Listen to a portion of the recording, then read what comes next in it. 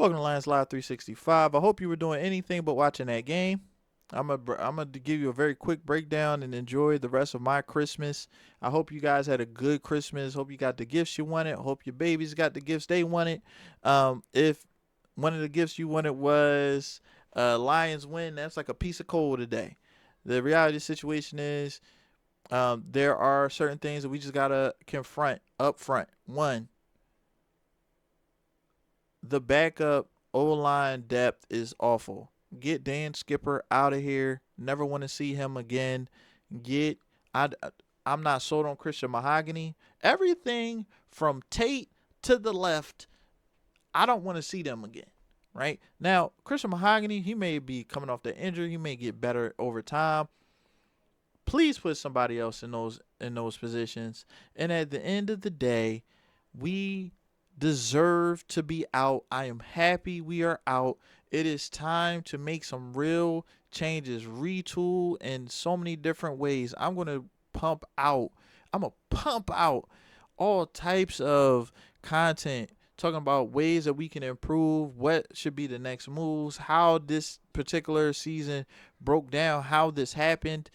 At the end of the day, this team did not put its best players in position to win. Some of it was OC. Some of it was DC. Some of it was talent and injuries. Some of it was strength of schedule. At the end of the day, we have been fighting to get back to where we were when our division and people that have been ready to play us were ready for that. They were ready for where we were. We needed to evolve the old offense into something new, something that took advantage of the countermeasures that people would have put in place for our old offense. It's almost like we were trying to get our old offense back, and people were ready for that. At the end of the day, when you come up against Brian Flores and the Vikings defense, I think people need to understand that it's still a team to be respected. That offensive coordinator is like that. That Brian Flores is like that. That defense is like that. And if you put yourself in a position where you can't run the ball, you can't protect, it's over. Now, if we could have just found a way not to turn the ball over, we could have won this game. We turned the ball over 6 times. We lost to a dude that literally threw for less than 70 yards. It is what it is. And one of the things I see is a lot of overreaction. Some of it is warranted. Some of it comes from emotional place. Some of it just comes from I'm looking at something that isn't working. I'm going to blurt out all the different options that we can do. Let's go get an OC. Let's trade Jared Goff for a quarterback. Let's do all types of stuff. And I see it online. I've been seeing it for a while. Aiden Hutchinson doesn't have any help. Let's be honest, man. Aiden Hutchinson had a ton of help today. The defense did everything it was supposed to do today. This was 100%. This game, for the most part, is a jet sweep. That's all the defense really gave up all day was a jet sweep. And like 30 yards of offense for one other touchdown that they had. Like we can't put this on the defense at all. What we can do is we can put this on Dan Campbell. We can put this on the offensive we can put this on the offensive line, which was awful today. We can put this on Jared Goff, our $55 million, $60 million quarterback, whatever he is. He needed to be awesome and borderline perfect today, and he just wasn't. The drive before the half, man, he was doing things that wasn't even him. He was rolling right and throwing left. He's doing all types of stuff because that's what was available. He had to be somebody other than himself, and that's not fair to Jared Goff. Jared Goff really doesn't need great receivers. Jared Goff doesn't need an elite run game. He needs a competent run game so that he can run play action, a good offensive line, and some average to above average receivers. He doesn't need superstar receivers. He needs protection so that he can throw in anticipation. And if there is a tricky defense like we're going up against today, he needs a little bit more protection than the average quarterback. Right? Like even when he dropped back to pass and they actually blocked the blitz, the blitzers were so close to him that when he tried to throw the ball, they always ended up batting the ball down. Like, and there's no way to sidearm it. So, like, unless you were sitting there like, hey, we're going to block 8 or 9, and we are going to try to take big plays, then you really had no chance. And the thing that was even worse about that is in situations that we would do that and we would have enough people to block, somebody would get cooked. Like, bro, there were situations where we were blocking 6 and 4 was getting home.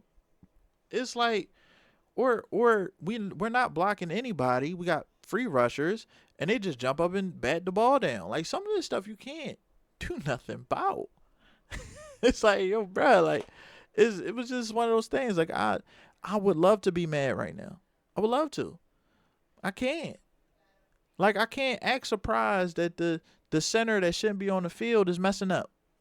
He's snapping the ball sideways and to the right, above my quarterback's head. I mean, he shouldn't be out there. He's snapping early before his quarterback is ready.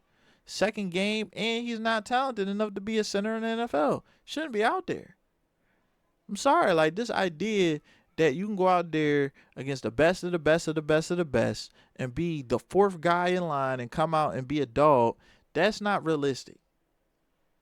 You know what I'm saying? So we got the surprise retirement of Frank Ragnow.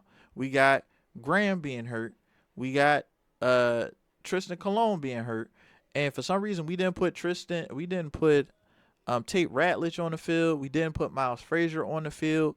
We decided to go with all these older guys that haven't been working, or guys that, I'm a full-time center. I don't care, brother. You just don't do well in any situation, in my opinion. Christian Mahogany was awful today.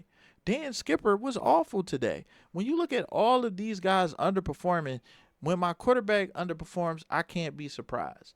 If the guys are blitzing and we have enough people to pick it up and they don't get picked up, how can I blame the quarterback? When they finally don't blitz and you sitting there like, all right, I could take a little bit of time, and both of my tackles get absolutely demolished. That's Panay out there. Panay out there getting worked by Andrew Van Ginkel and Dallas Turner or whoever was over on the other side. There shouldn't be meetings at my quarterback. Like, he shouldn't expect guys to get beat that bad when they're finally not blitzing.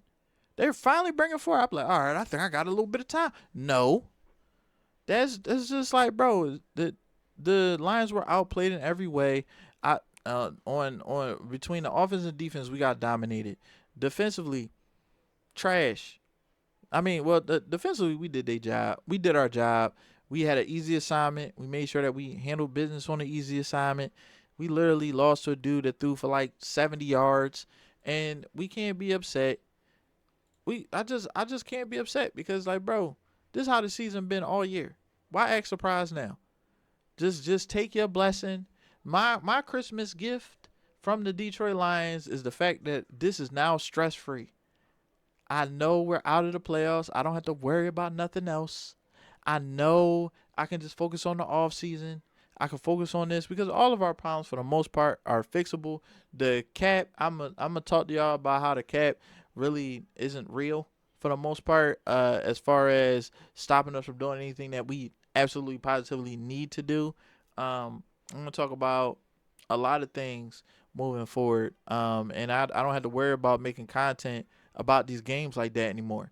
So I can really focus on a lot of things. There's some things that I want wholesale. I just want wholesale changes. I want a completely different defensive scheme. I want a whole bunch of stuff, and that is a very long video that I'll get to y'all another day. But as far as today, man, just enjoy the fact that you don't gotta watch. You don't have to watch this no more. Not with no level of like nervousness. You don't gotta worry about that. You don't gotta watch Packers game to see if they gonna lose the next two and we gonna win out. Yeah, we didn't talk about winning out how many weeks in a row? Yeah, man, it's all bad.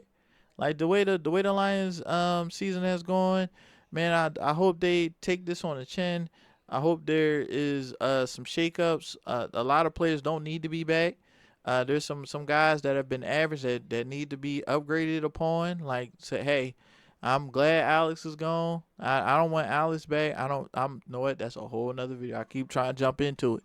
As far as the Vikings, this situation, man, it's time for a retool. I like the young guys from the 2025 class. Isaac Tesla, you can talk about how expensive he was, but you can see the potential and the talent.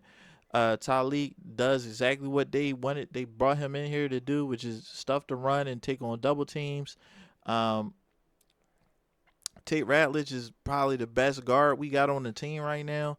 So when you look at it, that's like 3 or 4 hits in my opinion. We haven't seen Ahmed Hassanin, and I don't remember the rest of the picks. They all been hurt, Dan Jackson and all that. We need to focus on a lot of different things. But as far as I'm concerned, when you look at this game, we lost this game because we couldn't take care of the ball. We had guys on the field that has no business being on the field. Our stars didn't cover up for the trash that they were out there with, and we were out coached, plain and simple. Uh, Check back out for Lions Live 365. We're gonna have a ton of news. It's gonna be some what ifs. It's gonna be some myth busters. We're gonna do all the other stuff that we were doing early in the season. One of the worst things about being a Lions fan who trusts in this organization is that now that your team has finally lost and all the doubters can do they rain dance and talk trash, you got to be the one to be like, no, and you believed, you know, and it's so easy, right? And this is the part that really gets under my skin, is that as a doubter, you're basically saying a team can't do you do one thing. Like, you can't be the best team in the league for the year. It's very easy to say that every year to a team that's never won it. So I understand that it's like, hey, every time, like, oh, y'all get y'all hopes up. They ain't gonna win nothing. Finally, it gets to this point and they get to do they celebrations, talk they trash, is low hanging fruit. The Super Bowl window, as far as I'm concerned, is closed with the opportunity to reopen it. There are some things that have to get done. If it doesn't get done, there's no way that we can win a Super Bowl. But we can couch the Super Bowl for this year. There is you gotta do what you gotta do, man. If you believed like I believed, you gotta eat crow. You're gonna have actual Lions fans celebrating, which is the craziest thing, because at the end of the day, Brad Holmes didn't do what they wanted them to do. They don't care about the injuries. They don't care about Dan Campbell. They don't care about none of the extenuating circumstances. They wanted an edge rusher, right? And that's going to be the cause of everything. The edge rusher, like, oh, if you'd got an edge, if you would have if you would have done something miraculous, and got a offensive lineman mid-season that was elite, you're not making moves. Like, what? If you'd have hit on fourth and fifth and sixth and seventh round picks every year, huh? But at the end of the day, man, you're gonna see a lot of Brad hate on this platform. I'm not gonna be part of that. I'm not even like I'm all for talking about people being accountable, but when it comes to Brad and Dan, I think what needs to be really accountable, they need to be really accountable for, is this injury list and how they need to attack it, right? Because yes, we get injury prone players, but we also watch as people that have been healthy their entire career come to Detroit and get hurt. So what is special about the Detroit Lions that we keep having an injury list in the top 3 of injuries every year? Because ever since we made it in 2023, we haven't even had a true representation of what the Lions are. And we're going to have to do some real soul searching this year to figure out what to do. And whether it's game day, draft day, or any day in between, it's Lions Live 365. Please like and subscribe.